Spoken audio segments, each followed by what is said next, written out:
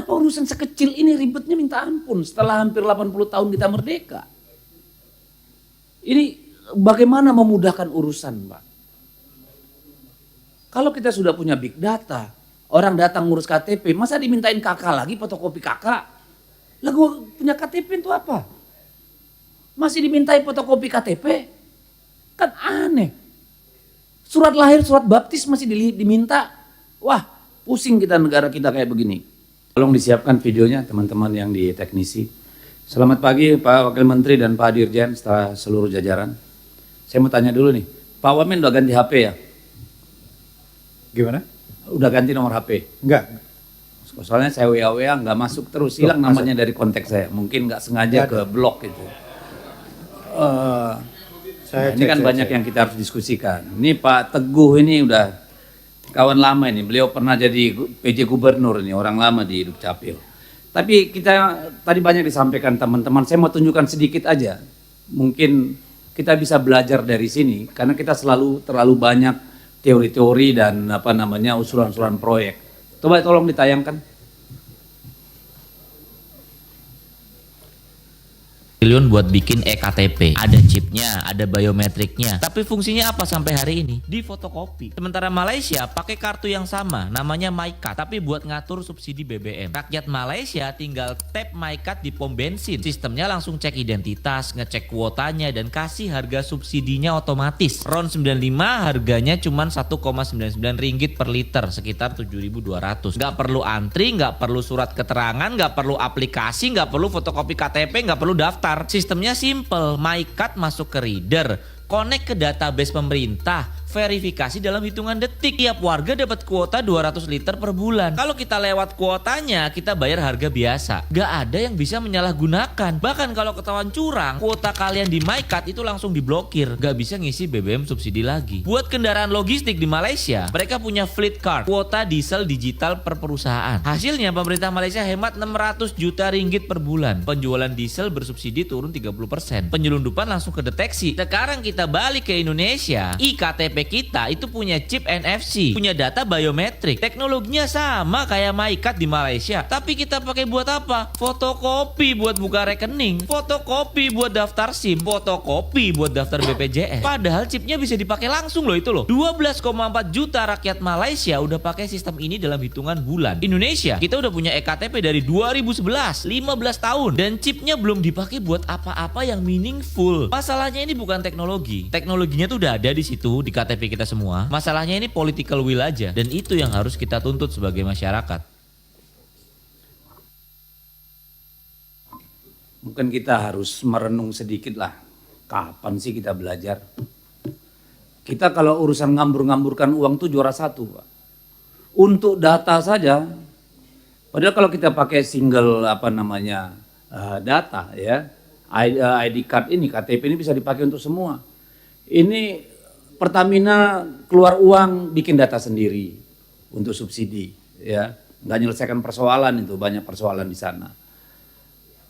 KPU keluarkan uang untuk data pemilih, triliun-triliun nih semua urusannya ini, ya.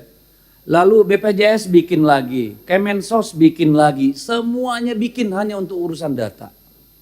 Luar biasa ini, pemborosan yang luar biasa kalau menurut saya.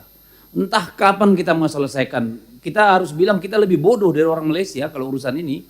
Karena nggak pernah kelar. This is nothing personal, Pak ya. Tapi ini persoalan kita. Dan saya kira benar tadi yang disebutkan, ini soal political will.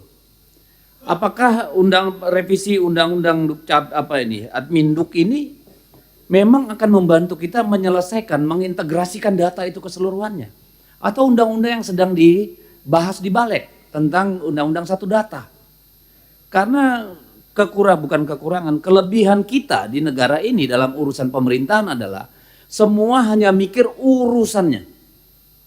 Urusannya. Bukan tanggung jawabnya, urusannya. Hanya bagaimana kewenangan itu tetap ada, tapi nggak pernah menyelesaikan masalah. Semua berebut kewenangan, berebut urusan, ujung-ujungnya kickback. Ini yang sering jadi problem. Redundancy terus terjadi. Untuk soal data ini, triliunan kita buang tuh tiap tahun. Tiap tahun. Padahal BRI punya data nasabah misalnya. Dan lain-lain lah.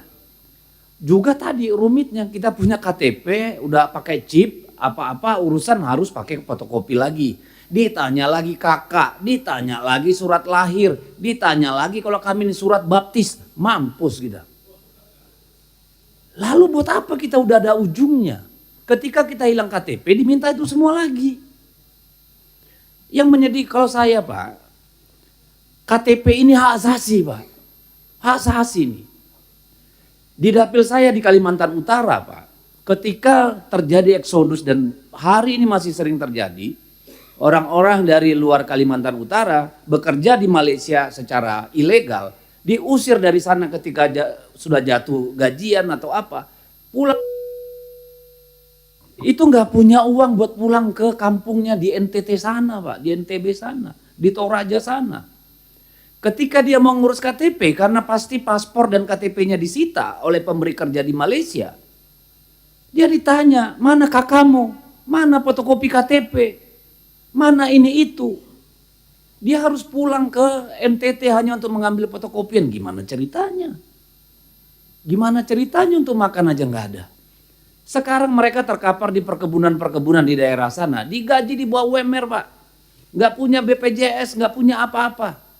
Makanya saya bilang itu hak asasi KTP itu.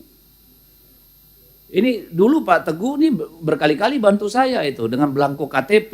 Saya harus sendiri beli komputer untuk cetak, kasih ke kantor kecamatan, kantor desa. Ini kan urusannya negara. This is very basic government services. Kenapa jadi begini beribet gitu loh menurut saya. Setiap kali mau pemilu ada yang gak terdaftar, ada yang gak dapat undangan. Triliunan dibuang buat pendataan pemilih. Nah ini kan problem kita Pak. Sepanjang belum ada sinkronisasi data, Presiden harus bilang, hey semua kalian berhenti nih bikin data. Kasih Adminduk. Yang lain gak usah. Adminduk silakan koordinasikan pendataan. Misalnya kalau ditunjuk Kemendagri misalnya sebagai gatekeeper urusan big data ini. Tapi harus ada dan kita harus segera selesaikan. Jadi sinkronisasi data ini sangat penting sekali Pak. Tadi sudah disampaikan oleh semua. Yang kedua keamanan data Pak. Saya tiap hari di WA nih saya bukakan akun untuk judol. Saya nggak pernah urusan pegang-pegang begituan. Kenapa data saya bisa jebol? Sehari paling tidak 50 WA dan telepon. Nawarin emas, nawarin saham, nawarin ini itu. Gimana keamanan data kita ini? Siapa yang harusnya bertanggung jawab? Masa kita terus diganggu hal yang seperti ini? Ini problem Pak. Apakah yang salah di Adminduk? Apakah yang salah banknya? Apakah yang salah yang lain? Kita nggak pernah tahu. Siapa yang tanggung jawab beresin ini? Lalu kemudian itu tadi kemudahan urusan, tolonglah Pak. Misalnya Aceh kemarin, kalau kita nggak tolong, semua barangnya hanyut mulai dari surat lahir, ya kartu keluarga segala macam. Kalau nggak dibantu, bayangkan tuh kalau nggak bukan bencana Pak. Orang yang kehilangan rumahnya terbakar misalnya, berbulan-bulan belum tentu kelar tuh urusan. Ini karena bencana aja mungkin kita cepat mencari. Harusnya pun dimanapun kita, KTP kita hilang, datang kantor kelurahan, ya sebutkan nikmu, selesai Pak, langsung cetak.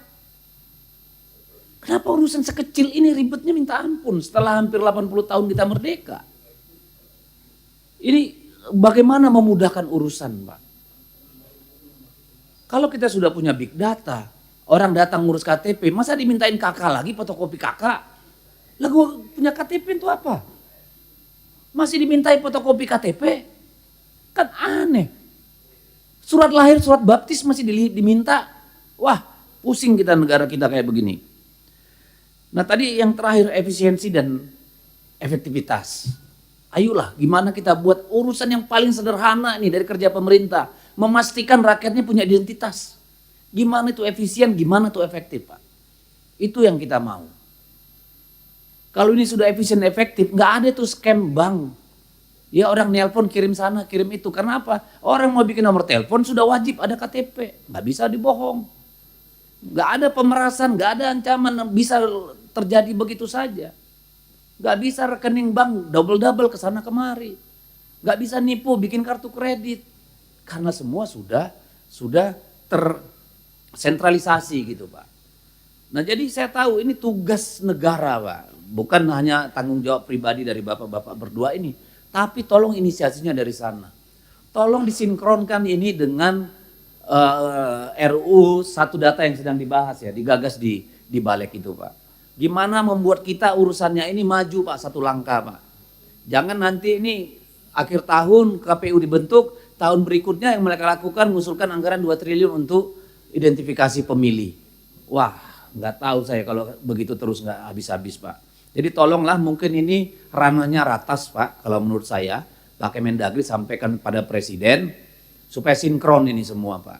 Supaya kita nggak terus-menerus jatuh ke lubang yang sama, menyengsarakan, menyusahkan semua orang dan anggaran kita betul-betul efektif. Saya kira itu pimpinan, terima kasih.